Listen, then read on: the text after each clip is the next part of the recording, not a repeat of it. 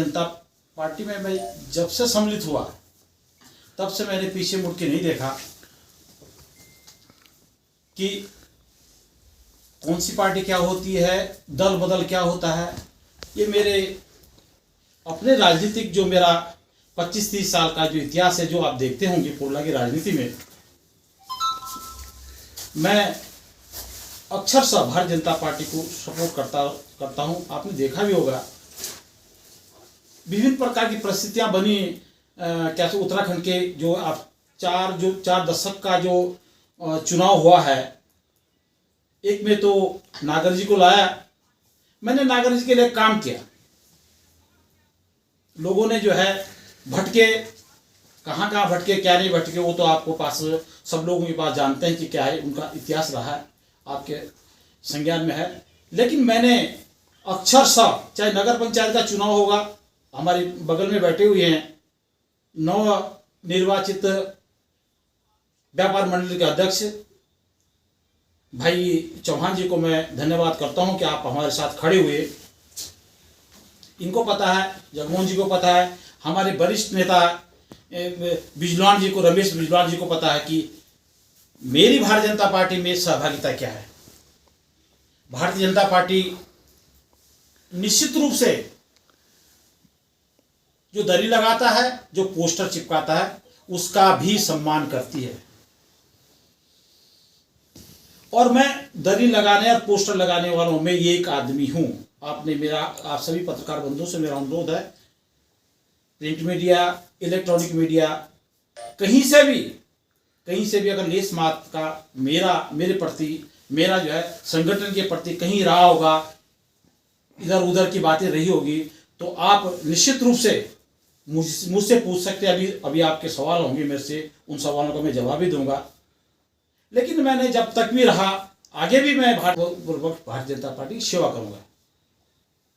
शाह जी, अगर भारतीय जनता पार्टी आपको टिकट नहीं देती है तो उस हालत में क्या आप चुनाव लड़ेंगे या नहीं? पत्रकार मित्रों, भारतीय जनता पार्टी बहुत बड़ा, विश्व की सबसे बड़ी पार्टी है। वहां कार्यकर्ता का सम्मान किया जाता है। 4 पंचवर्षीय योजना हो गई। पत्रकार मित्रों, मुझे मेरी पार्टी ने पीछे धकेलते रहे और मैं कर्मशः भारतीय जनता पार्टी का झंडा अपने कंधे पे लेकर के चलता रहूं। आपने देखा होगा कि जो मेरी दुकान है वो भारतीय जनता पार्टी का छोटा ऑफिस है। जब भी पुरला में जो भी कोई कार्यक्रम होते हैं, बड़े हों छोटे हों, मेरे दुकान में भारतीय जनता पार्टी के झंडे और पोस्टर रहते हैं। वहीं से कार्यक्रम शुरू होता है भारतीय जनता पार्टी का, समाप्ति वहीं होता है।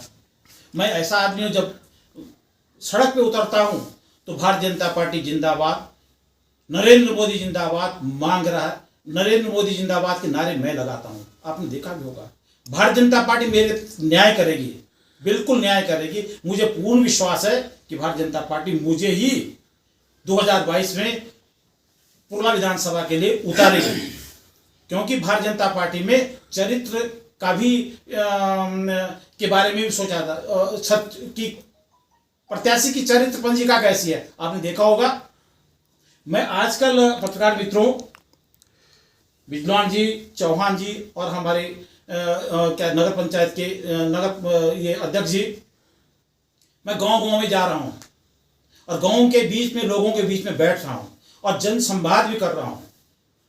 आपने देखा होगा सोशल मीडिया के माध्यम से, और आजकल सोशल मीडिया से सारा सब लोग जुड़े हुए हैं। जितना अच्छा रिस्पॉन्स मुझे मिलता है, मुझे लगता है कि शायद कोई विधायक या कोई मंत्री जाए उस गांव में तो शायद उसे उतना मिलेगा, जबकि मेरे पास कुछ नहीं है। आपने देखा होगा, इससे पूर्व मेरी पत्नी जिला पंचायत सदस्य बनी थी, मैं दूसरे वार्ड से जीता था। और मुझे आपसे मैं शेयर इस बात को भी करना चाहूंगा कि जिला पंचायत में जो, अगर जिला पंचायत अध्यक्ष सही रूप से सदस्यों के हिसाब से डिस्ट्रीब्यूट करे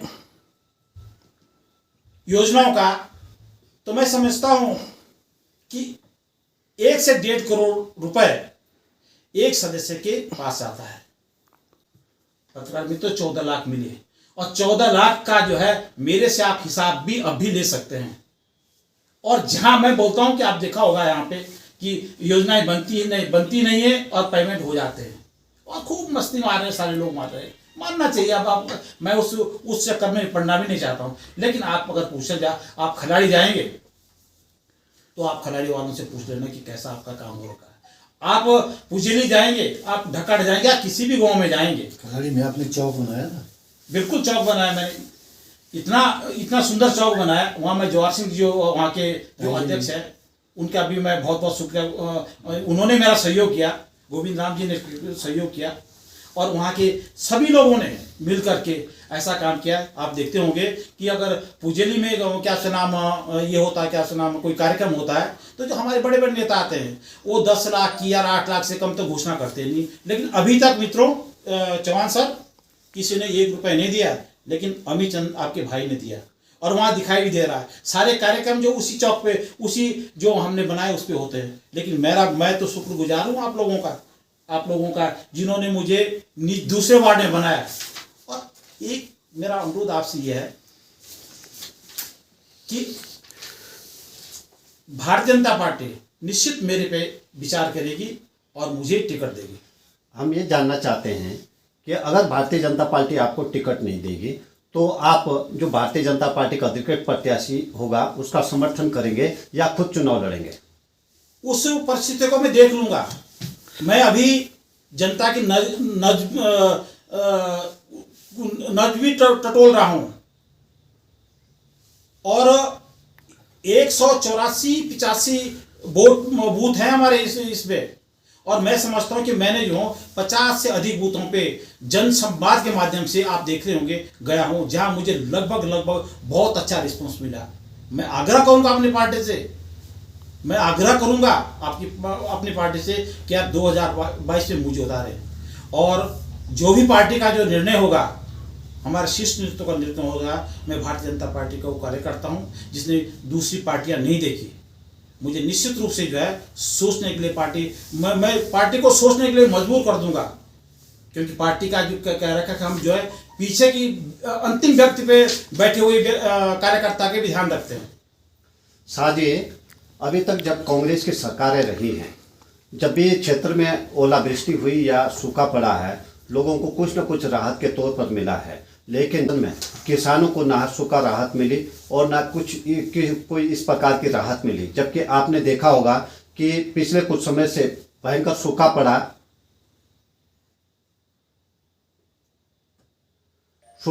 मटर की फसल खराब हुई, टमाटर की खराब हुई और मंडियों में भी भाव नहीं मिले। तो इस संबंध में आपके द्वारा क्या क्या कार्य किए गए और आपकी सरकार ने क्या किया? पत्रकार मित्रों, भारतीय जनता पार्टी जो कहती है वो करती है। ओलावृष्टि हुई, सूखा हुआ, फसल बीमा की ओर से हमारे काश्तकार मित्रों को आपने देखा होगा, कोऑपरेटिव समिति भी, आप निदेशक भी हैं सहकारी समिति के, उनका जो है ब्याज माफ किया गया और जो भी अनुबंध सहायता होती है हमारी सरकार ने उन्हें पहुंचाया। आपको पता ही होगा, नरेंद्र मोदी ने तो किसानों के नाम पे जो है 2,000 रुपए जो है उनकी पेंशन आती है। शायद प्रश्न समझे नहीं है। हमारा प्रश्न स्पष्ट है कि गत वर्ष बहुत ज्यादा सूखा पड़ा, जिस वजह से मटर की फसल पहले तो उत्पादित नहीं हुई और जब उत्पादित हुई तो उसके भाव नहीं मिले किसानों को और बहुत कम उत्पादन हो। उसके बाद टमाटर के ऊपर भी ओलावृष्टि हुई। इस संबंध में भारतीय जनता पार्टी सरकार ने क्या किया किसानों के लिए? मैं आपको बोलता रहा हूँ, भारतीय जनता पार्टी सरकार ने जो आवश्यक हुआ किसानों को पहुंचाने का काम किया है। आपके इस पुरला में भी मैं बोल रहा हूँ आपको, आप पूरे उत्तराखंड की बात तो मैं पुरला से लेकर चल रहा हूँ। भारतीय जनता पार्टी किसानों के साथ खड़ी रही और किसानों को सहायता पहुंचाई। मैं एक बात को इसको आप मैं अनुरोध ये भी करना चाहूँगा कि ये पत्रकार मित्रों, जब मैं जिलाध्यक्ष था, कोई कहते हैं कि मैंने ये घोषणा की, वो घोषणा की, लेकिन एक बात आप तो देखते होंगे, आप तो हम उम्र भी हैं, पत्रकार लोग भी हैं और मेरे साथ भी रहे। मैं जब जिलाध्यक्ष था तो जनरल खंडूरी जी आप आए थे पुरला, 2008 की बात बता रहा हूँ मैं आपको। तो यहाँ नगर पंचायत कराई हमने, नौगांव पीडब्ल्यू गेस्ट हाउस, ये भी हमारे संगठन के द्वारा, क्योंकि मुखिया मैं था जिलाध्यक्ष, तो हमारे द्वारा हुई। मोरी में गेस्ट हाउस। और एक बात और बताऊं, मैं शिक्षा के क्षेत्र में भी हमने जो है जनरल खंडूड़ी जी से उत्तर काशी में रामला ग्राउंड में जब उनकी जनसभा हो रही थी तो मैंने कहा कि मान्यवर पुरला में जब उन्होंने कहा कि भवन नहीं है क्या सुना विद्यालयों के लिए, तो मैंने कहा स्वर्गीय बरखेलाल जौटा जी ने 10 करोड़ में इतनी अच्छी बिल्डिंग बना रखी है क्या इतना पुरला में कि आपके उत्तरकाशी के इतना बड़ा नहीं जितना वहां बना हुआ है। अगर आप साइंस स्कूल लेकर आर्ट खोल लेते तो क्या फर्क पड़ता है। उसके बाद उन्होंने सोचा, उसके बाद मुझे बुलाया कितने सब्जेक्ट होते हैं, फिर मैंने कहा और 7 सब्जेक्ट की उन्होंने घोषणा की। आज से 7-8 साल हो चुके, वो चल रही हैं। ऐसा नहीं है कि भारतीय जनता पार्टी कार्यकर्ता का सम्मान नहीं करती है। जो हमने कहा वो उन्होंने किया। आप देखा होगा आपने कि हर की दून सड़क का भी उन्होंने कहा था कि जब 50 लाख उन्होंने टोकन मनी भी पड़ी हुई थी, लेकिन वो जो है वाइल्ड लाइफ के चक्कर से रुक गया।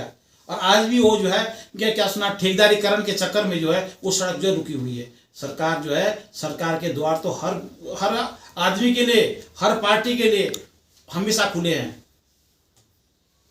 यहाँ के जो सेब उत्पादक काश्तकार हैं उनको भी ओलावृष्टि की मार पड़ी, उनके लिए भारतीय जनता पार्टी की सरकार क्या कार्य कर रही है उनको राहत देने के लिए? उनके लिए जो है निश्चित रूप से हमारे जो है अलग अलग फेडरेशन बने हुए हैं, कोऑपरेटिव फेडरेशन बने, उनके माध्यम से राजस्व के माध्यम से उनका मूल्यांकन हो रहा है। और जो राजस्व के द्वारा जो मूल्यांकन शासन को जाएगा, प्रशासन के माध्यम से शासन को जाएगा, जो अनुमन्य सहायता होगी उनको उपलब्ध कराई जाएगी। आपने देखा होगा कोरोना के चक्कर से 2-2.5 साल तो पूरे विश्व की, भारत की, इस क्षेत्र की संपूर्ण व्यवस्था, अर्थव्यवस्था खत्म हो 2013 की आपदा में खलाड़ी चानी को जोड़ने वाला एक पुल गिर गया था, उसका खुंटा गिर गया था, तब से आज तक खड़ा नहीं हुआ। इस संबंध में क्या कार्य किए जा रहे हैं? निश्चित रूप से आपकी बात बहुत अच्छी बात है। आप और हम लोग तो यही है ना, वो लोग जो है ये कहेंगे कि हम यहाँ से सड़क दे रहे हैं, हम अपनी जमीन दे देंगे। अगर स्वीकृत हो जाता है पुल और जमीन वाला बोले कि हम जमीन नहीं देंगे, क्योंकि वहाँ पे कम जमीन है और बहुत ही उत्पादक जमीन है, जिसका अगर सर्किट रेट लगाया जाए तो देहरादून घंटाघर से भी अधिक बढ़ता है। क्योंकि वो 3 प्रकार की फसलें एक साथ उगाते हैं। मटर उगाते हैं, टमाटर उगाते हैं, फ्रांस बीन उगाते हैं, ठीक है। तो वो अपनी जमीन अगर देने के इच्छुक हों कि हम देंगे, तो निश्चित रूप से हम अपने यशस्वी मुख्यमंत्री धामी जी से आग्रह करेंगे कि वास्तव में ये पुल देख लीजिएगा, आप ये डैमेज है, इसको बन जाना चाहिए और ये कनेक्टिविटी भी हो जाएगी। क्या सुना खल्लाड़ी छानी से लेकर के जो जाम की समस्या है हमारी, वो भी उससे सॉर्ट आउट होने की संभावना है।